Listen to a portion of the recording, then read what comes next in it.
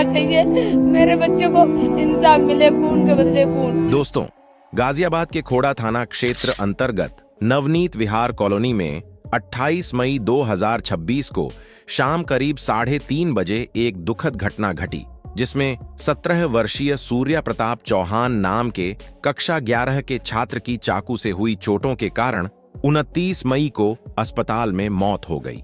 इस मामले में पुलिस ने तुरंत कार्रवाई शुरू की और अब तक 3 आरोपियों को गिरफ्तार किया गया है, जबकि मुख्य आरोपी की तलाश जारी है।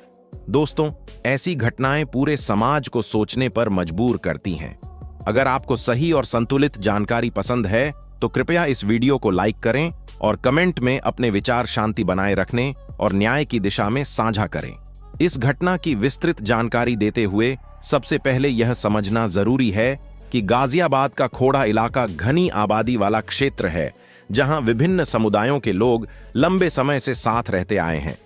सूर्या प्रताप चौहान नवनीत विहार में अपने परिवार के साथ रहते थे और वे एक सामान्य छात्र थे जो पढ़ाई के साथ खेलकूद में भी रुचि रखते थे। 28 मई को शाम के समय सूर्या अपने दोस्तों विक्की और आयुष के साथ शर्मा डेयरी के पास खड़े थे। इसी दौरान पड़ोस में रहने वाले असद नाम के व्यक्ति ने उन्हें बुलाया। बातचीत के दौरान एक विवाद हो गया, जिसके बाद सूर्या को चाकू से वार किया गया। घायल हालत में सूर्या करीब 200 मीटर तक भागने की कोशिश करते रहे, लेकिन वे गिर गए। परिवार ने उन्हें तुरंत नजदीकी अस्पताल पहुंचाया और फिर नोएडा के फोर्टिस अस्पताल में भर्ती कराया गया, जहां अगले दिन उनकी मौत हो गई। पुलिस ने इस पूरे मामले को गंभीरता से लिया है। खोड़ा पुलिस स्टेशन में शुरू में धारा 109 और 352 के तहत FIR दर्ज की गई थी, जिसे बाद में हत्या की धारा में बदल दिया गया। ट्रांस हिंदन DCP धवल जायसवाल ने स्पष्ट किया कि जांच चल रही है और मुख्य आरोपी असद की गिरफ्तारी के लिए कई टीमों को लगाया गया है। उन्होंने यह भी बताया कि 8 महीने पहले सूर्या और असद के बीच एक छोटी झड़प हुई थी, लेकिन हाल में दोनों के बीच बातचीत फिर से शुरू हो गई थी।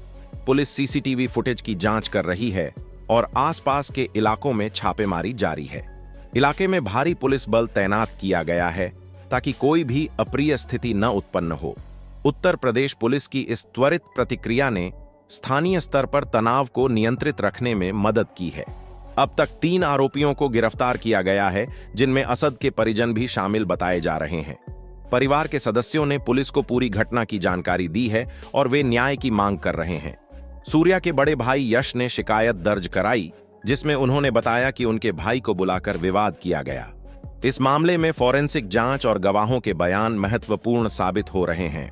गाजियाबाद जिले का इतिहास देखें तो यह क्षेत्र औद्योगिक और आवासीय विकास के लिए जाना जाता है। यहाँ विभिन्न धर्मों और समुदायों के लोग मिलजुल कर रहते हैं और ज्यादातर समय सद्भाव बना रहता है। लेकिन कभी कभी छोटे विवाद बड़े रूप ले लेते हैं, जो समाज के लिए चिंता का विषय बन जाते हैं। इस घटना के बाद स्थानीय प्रशासन ने तुरंत एक्शन लिया और इलाके में अतिरिक्त सुरक्षा व्यवस्था की गई। उत्तर प्रदेश सरकार की कानून व्यवस्था बनाए रखने की नीति के तहत ऐसे मामलों में सख्ती बरती जाती है। सामाजिक स्तर पर इस घटना ने कई लोगों को प्रभावित किया है। पड़ोस के लोग सूर्या को एक शांत स्वभाव का लड़का बताते हैं, जो परिवार की जिम्मेदारियों को समझता था।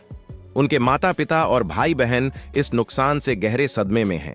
कई स्थानीय संगठनों और नेताओं ने अपील की है कि अफवाहों से बचें और शांति बनाए रखें। बकरीद का त्योहार त्याग और भाईचारे का प्रतीक है और ऐसी घटनाएं पूरे समुदाय को निराश करती हैं। पुलिस जांच के अनुसार अभी तक यह व्यक्तिगत विवाद का मामला प्रतीत होता है।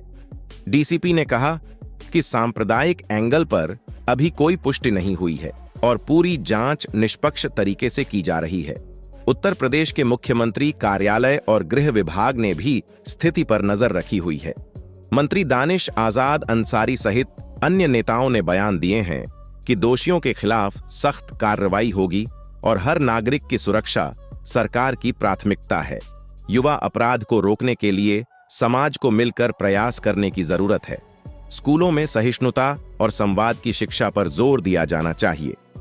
गाजियाबाद जैसे शहरी क्षेत्रों में जहां युवा आबादी ज्यादा है, वहां परिवारों और समुदायों के बीच संवाद बढ़ाना महत्वपूर्ण है। पुलिस ने इलाके में काउंसलिंग और जागरूकता कार्यक्रमों की भी बात कही है, ताकि भविष्य में ऐसी घटनाएं न हों। इस घटना की समय रेखा पर गौर करें तो 28 मई शाम को विवाद शुरू हुआ, सूर्या को अस्पताल पहुंचाया गया और 29 मई को उनकी मौत की खबर आई। 30 मई तक पुलिस ने 3 गिरफ्तारियां की और मुख्य आरोपी की तलाश तेज कर दी। परिवार ने अंतिम संस्कार की तैयारी की, लेकिन न्याय की मांग के साथ। स्थानीय लोगों में गुस्सा है, लेकिन पुलिस की तैनाती ने बड़े पैमाने पर अशांति को रोका है। भारत एक विविधतापूर्ण देश है, जहां कानून सभी के लिए समान है। ऐसे मामलों में मीडिया और सोशल मीडिया की जिम्मेदारी बढ़ जाती है कि वे सत्य की रिपोर्टिंग करें और अफवाहों को न फैलाएं। कई पत्रकारों और रिपोर्टरों ने मैदान पर जाकर जानकारी जुटाई है और उन्होंने शांति की अपील की है। अंत में इस दुखद घटना से हमें सबक लेना चाहिए कि जीवन अनमोल है और छोटे विवादों को बढ़ने से पहले सुलझाना चाहिए। सूर्या प्रताप चौहान की आत्मा को शांति मिले और उनके परिवार को इस दर्द को सहन करने की शक्ति प्राप्त हो। कानून अपने रास्ते पर आगे बढ़ रहा है और हमें उस पर विश्वास रखना चाहिए। शांति और सद्भाव ही हमारे समाज का सबसे बड़ा आधार है। उम्मीद है दोस्तों आपको आज की वीडियो पसंद आई होगी, जो गाजियाबाद से रिलेटेड है। एक सूर्या जिसको एक मोमदन लड़के ने बुला करके हत्या कर दी। तो उम्मीद है आप ऐसे ही लेटेस्ट न्यूज़, लेटेस्ट खबर और लेटेस्ट अपडेट जानना चाहते हैं तो हमारे साथ जुड़े रहें। मिलते हैं एक और नई वीडियो में। जब तक अपना ख्याल रखें, अपने परिवार का ख्याल रखें। धन्यवाद।